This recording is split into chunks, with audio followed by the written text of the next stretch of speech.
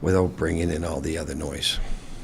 The game tonight aside, when you took this job, did you talk to Paul at all about? No.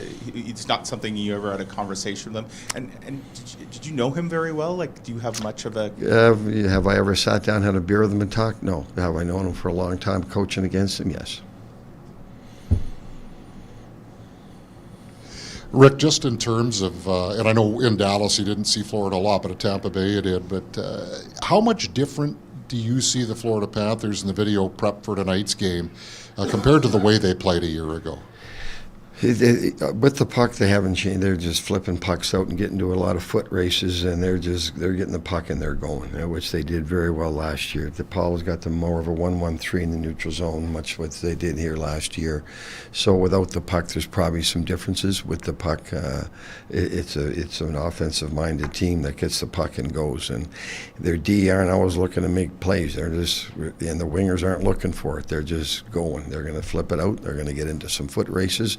And they hope they get in behind your D because they're very dangerous. They have a lot of speed, they have a lot of skill, and it's going to be a fast-paced game out there unless we can control them in their zone. Because Florida leads the league in average shots on goal per game, is it one of those nights where you don't worry so much about the volume as you worry about keeping the grade A's? And I know that applies all the time, but there's sometimes that teams are a little patient with the puck. It doesn't look like Florida is. They throw a lot of pucks at the net. Even if you go to our last game, I mean, they had 18 shots in the first period. 4 of their first 5 shots were dumpings from the red line. 3 of our first 4 shots were dumpings from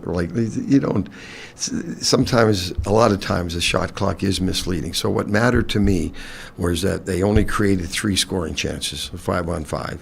But the bigger issue is we only created 1. So that was the biggest issue for me, is that we just didn't create enough offense. The shot clock, you go into some rinks, man, you look up and all of a sudden it's like anyways, I know for a fact that's what happens. So I don't always get beat up with that, the volume. We have cut down drastically on the chances against in the areas that we wanted to focus on. And if that means giving up long shots and outside, then that's what we have to give up. But if analytics will tell you that we have cut down drastically the number of grade A's in front of and that was a focal point going into training camp. So we're going to continue with that.